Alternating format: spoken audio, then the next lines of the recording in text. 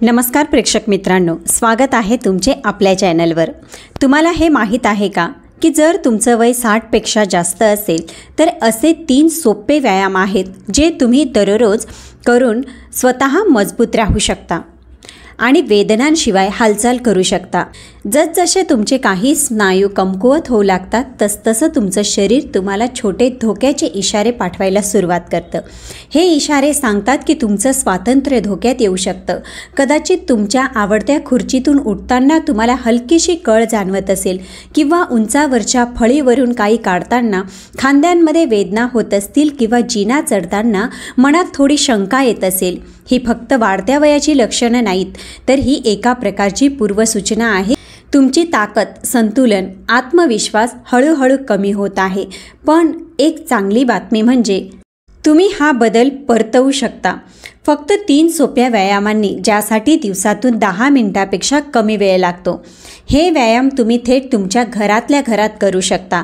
हे व्यायाम त्या स्नायूंना बळकट करतात जे तुमच्या सांध्यांचं रक्षण करतात, तुमचे संतुलन सुधारतात आणि वेदनामुक्त हालचाली परत मिळवून देतात। यासाठी कोणत्याही जिमची किंवा विशेष उपकरणांची गरज लागत नाही। हे व्यायाम प्रत्येक फिटनेस लेवलच्या व्यक्तीसाठी योग्य आहे। अभ्यासातून असं दिसून आलं आहे की 60 वर्षावरील व्यक्ती दरवर्षी सुमारे 3% स्नायू गमावत असतो, ज्याचा परिणाम त्यांच्या हालचालींवर, संतुलनावर आणि आत्मविश्वासावर होतो। कमकुवत स्नायू तुमच्या गुडघ्यांवर, पाठीवर आणि खांद्यांवर अतिरिक्त ताण टाकतात, ज्यामुळे रोजची कामं करणं अधिक कठीण आणि धोकादायक होतं। या व्हिडिओमध्ये आपण हेच व्यायाम बघणार आहोत, ज्यात सोप्या आणि प्रगत अशा दोन्ही पद्धतीचा समावेश असेल, जेणेकरून कोणीही ते सुरक्षितपणे करू शकेल। प्रेक्षक मित्रांनो, तुम्ही जर का चॅनलवर नवीन असाल आणि अजूनही चॅनलला तुम्ही सबस्क्राईब केले नसेल तर प्लीज व्हिडिओला लाईक करा आणि चॅनलला सबस्क्राईब करा। चला तर पहिला व्यायाम आहे सीट टू स्टँड। हा व्यायाम तुमचं स्वातंत्र्य टिकून ठेवण्यासाठी सर्वात महत्त्वाचा आहे। सीट टू स्टँड म्हणजे उठबस करणारा व्यायाम। हा व्यायाम तुमचं स्वातंत्र्य टिकून ठेवण्यासाठी सर्वात महत्त्वाचा आहे। विचार करा की तुम्हाला दिवसातून किती वेळा उभं राहावं लागतं। सकाळी अंथरुणातून, टॉयलेटवरून, जेवणाच्या खुर्चीवरून, कारच्या सीटवरून, या प्रत्येक हालचालीसाठी एकाच स्नायूच्या अटीवर अवलंबून राहावं लागतं। तुमच्या मांड्यांचे स्नायू, तुमच्या हिप्सचे स्नायू आणि कोर, जेव्हा हे स्नायू कमकुवत होतात तेव्हा एक धोकादायक गोष्ट घडते। तुम्ही ताकदीऐवजी गतीचा वापर करू लागता। तुम्ही पुढे झुकता, शरीराला झटका देता आणि स्वतःला वर उठवता। यामुळे तुमच्या गुडघ्यांवर आणि कमरेवर जबरदस्त ताण येतो, ज्यामुळे नेमक्या त्याच वेदना सुरू होतात ज्या तुम्ही गाळण्याचा प्रयत्न करत आहात। पण जेव्हा हे स्नायू मजबूत असतात तेव्हा उभं राहणं हे अगदी सहज, सोपं आणि पूर्णपणे वेदनाशिवाय होतं। रिसर्चमधील एक महत्त्वाच्या अभ्यासात अशा वयोवृद्ध व्यक्तींचा मागोवा घेण्यात आला ज्यांनी फक्त 8 आठवडे सीट टू स्टँड व्यायामाचा सराव केला। परिणाम असा आला, ज्यांनी सहभाग घेतला होता त्यांच्या शरीराच्या खालच्या भागाच्या ताकदीत 30% सुधारणा दिसून आली।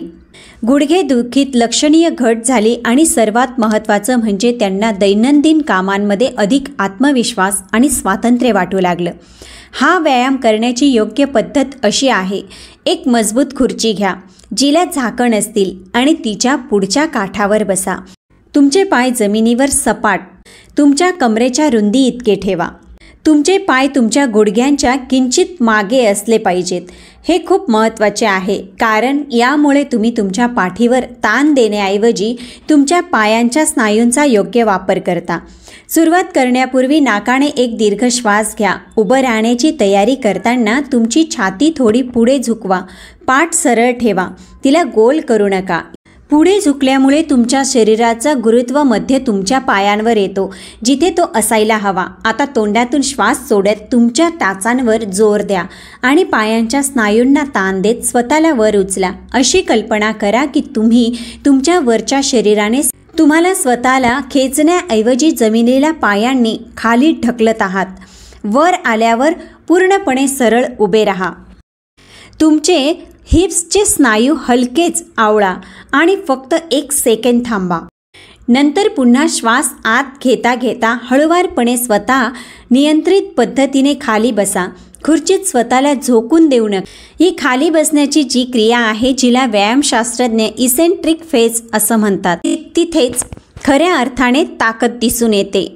इथेच खऱ्या अर्थाने ताकद वाढते. इथे नियंत्रण सर्व काही आहे. जर तुम्हाला हे करणं सुरुवातीला अवघड जात असेल तर तुम्ही काही बदल करू शकता. खुर्चीवर एक उशी किंवा दुमडलेला टॉवेल ठेवा, जेणेकरून उंची वाढेल.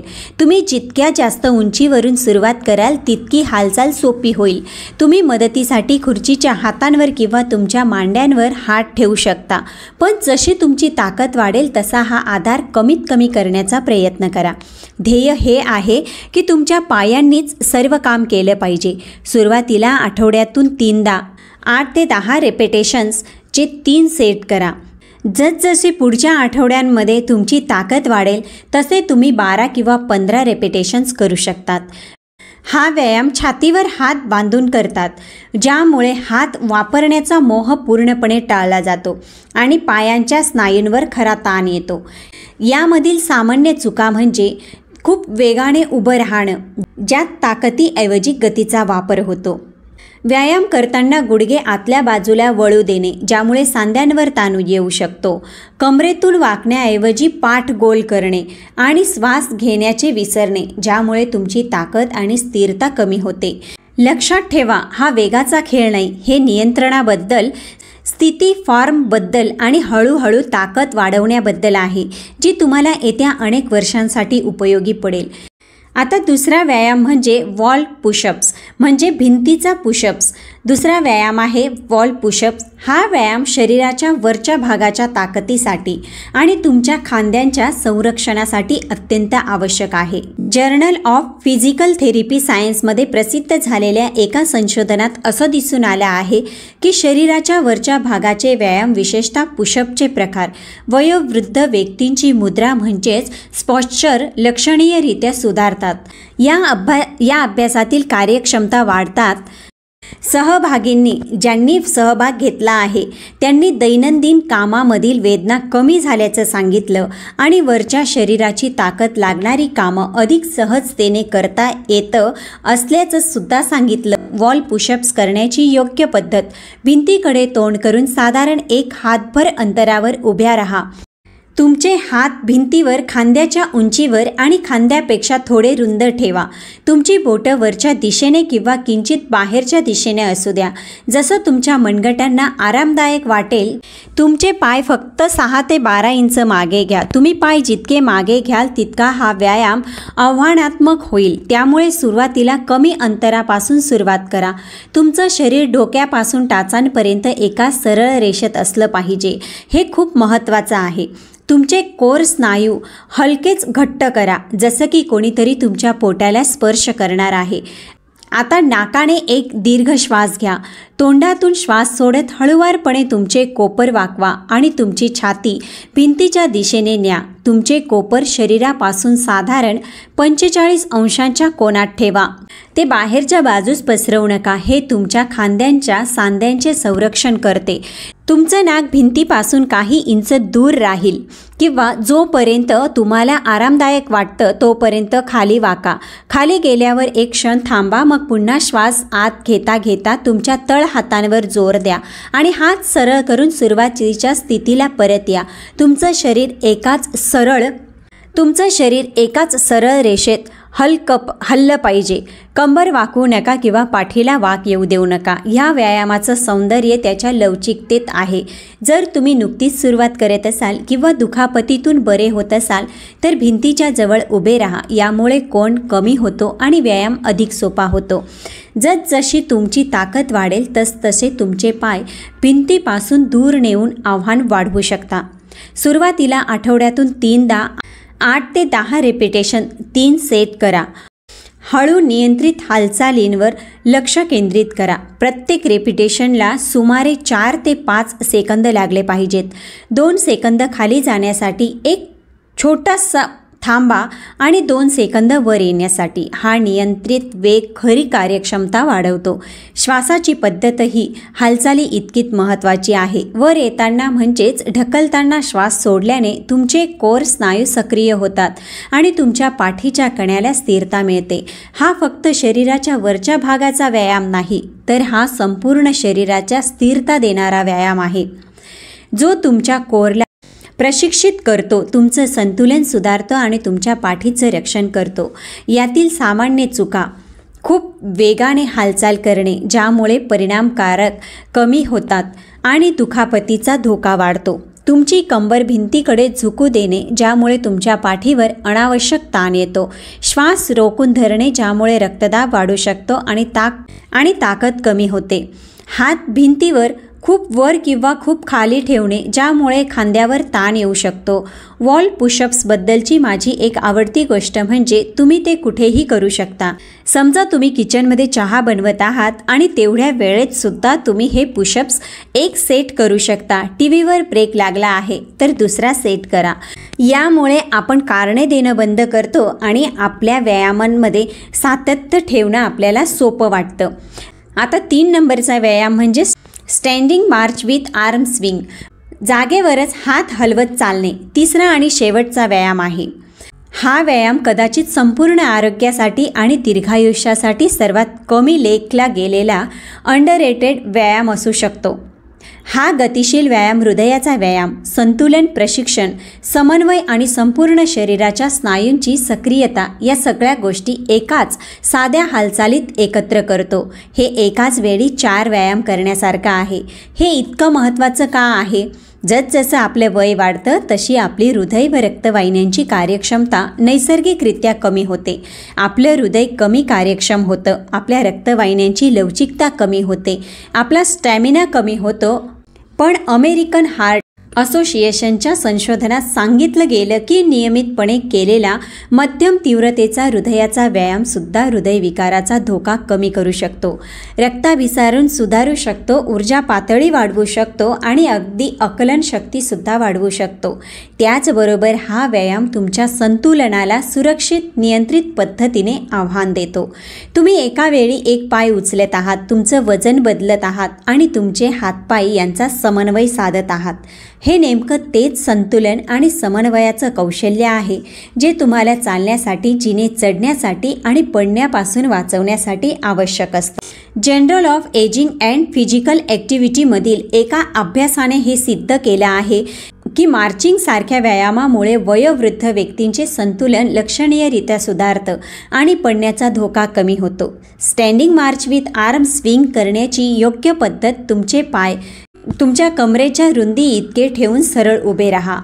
जर का तुम्हाला अतिरिक्त स्थिरतेची गरज असेल तर भिंतीजवळ किंवा एका मजबूत खुर्चीजवळ उभे राहा.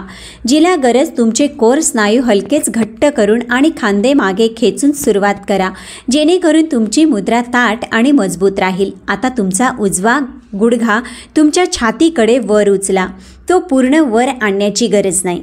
जोपर्यंत तुम्हाला आरामदायक आणि नियंत्रित वाटेल तितकाच वर आणा. कंबर आणि छातीच्या मध्ये कुठेतरी ही उंची उत्तम आहे. जसा तुमचा उजवा गुडघा वर येईल तसा तुमचा डावा हात पुढे आणि उजवा हात मागे.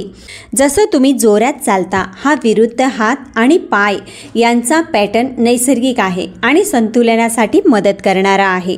तुमचा उजवा पाय नियंत्रित पद्धतीने खाली आणा, त्याला फक्त सोडून देऊ नका. मग लगेच तुमचा डावा गुडघा वर उचला आणि उजवा हात पुढे झोका. एका तालात आलटून पालटून हे मार्चिंग सुरू ठेवा. पाय घासण्याऐवजी गुडघेवर उचलण्यावर लक्ष केंद्रित करा. तुमच्या कमरेच्या स्नायूंना सक्रिय करा आणि तुमच्या हालचालीत जलद न करता विचारपूर्वक आणि नियंत्रित ठेवा. हात झोकावणे हे पाय उसळणे इतकेच महत्त्वाचे आहे. हात झोकावल्याने तुमच्या खांद्यांचे स्नायू सक्रिय होतात, मुद्रा सुधारते आणि व्यायामाची हृदयाची गरज वाढते. हे तुमच्या पायांच्या हालचालींना नैसर्गिकरित्या संतुलित करून संतुलनास देखील मदत करते. संपूर्ण हालचाली दरम्यान नैसर्गिकरित्या श्वास घ्या. श्वास रोकू नका. काही लोकांना 2 पावलांसाठी श्वास घेणे आणि 2 पावलांसाठी श्वास सोडणे आवडते. हा लयबद्ध श्वासोच्छ्वास व्यायाम अधिक सोपा आणि अधिक काळ करता येण्याजोगा बनतो. सुरुवातीला 1 ते 2 मिनिटे सतत मार्चिंग करा. 3 सेकंद विश्रांती घ्या, मग हे पुन्हा करा. असे एकूण 3 राऊंड करा. जसजसा तुमचा स्टॅमिना पुढच्या आठवड्यांमध्ये सुधारेल तसे तुम्ही प्रत्येक राऊंडसाठी 3 किंवा 5 मिनिटापर्यंत वेळ वाढवू शकता. ध्येय हे नाही की तुम्ही किती वेळ मार्चिंग करता. ध्येय हे आहे की तुम्ही चांगला फॉर्म, नियंत्रित हालचाल आणि स्थिर श्वासोच्छ्वास टिकवून ठेवता. जर तुम्हाला सुरुवातीला हे आव्हानात्मक वाटत असेल तर काही बदल करता येतील. समन्वय सोपा करण्यासाठी हात न हलवता फक्त जागेवर मार्चिंग करा. तुम्ही गुडघे खूप वर उचलण्याऐवजी जमिनीपासून फक्त काही इंच वर उचलू शकता किंवा अतिरिक्त स्थिरतेसाठी मार्चिंग करताना एका हाताने खुर्चीला धरू शकता. जसे तुम्ही मजबूत आणि अधिक आत्मविश्वासी व्हाल तसा आधार हळूहळू कमी करा आणि हात हलवणे पुन्हा सुरू करा. ज्यांना अधिक आव्हान हवं आहे त्यांनी गुडघे अधिक उंच उचलण्याचा प्रयत्न करा. नियंत्रण ठेवत वेग किंचित वाढवा किंवा हातात हलके वजन घ्या आणि अगदी अर्धा किलो वजनाचे डंबल्स देखील शरीराच्या वरच्या भागाचा आव्हान लक्षणीयरित्या वाढवू शकतात. यातील सामान्य चुका म्हणजे खूप वेळाने मार्चिंग करणे आणि नियंत्रण गमावणे, ताठ उभे राहण्याऐवजी पुढे झुकणे, श्वास रोखून धरणे किंवा अथळ श्वास घेणे आणि पाय नियंत्रितपणे खाली ठेवण्याऐवजी जमिनीवर जोरात आपटणे. हा व्यायाम तुमच्या इतर व्यायामांपूर्वी वॉर्मअप म्हणून किंवा तुमचा हार्ट रेट वाढवण्यासाठी आणि रक्ताभिसरण सुधारण्यासाठी एक स्वतंत्र व्यायाम म्हणून उत्तम आहे. एक वस्तू शक्य असल्यास हे दररोज करा. फक्त 3 ते 5 मिनिटांचं मार्चिंग तुमचं संपूर्ण शरीर जागं करू शकतो, तुमचा मूड सुधारू शकतं आणि तुमच्या दिवसाची सकारात्मक सुरुवात तुम्ही करू शकता. हे होते ते 3 सोपे व्यायाम जे तुम्हाला वेदनामुक्त हालचाली आणि आयुष्यभराच्या स्वातंत्र्यासाठी आवश्यक असलेल्या प्रत्येक गोष्टी लक्ष ठेवतात. एक सीट टू स्टँड शरीराच्या खालच्या भागाच्या ताकदीसाठी आणि कार्यात्मक हालचालींसाठी, 2 वॉल पुशअप्स शरीराच्या वरच्या भागाच्या ताकदीसाठी आणि चांगल्या मुद्रेसाठी, 3 म्हणजे standing March with arm swing हृदयाच्या आरोग्यासाठी, संतुलनासाठी आणि समन्वयासाठी. यशाची गुरुकिल्ली परिपूर्णता नाही तर सातत्य ही आहे.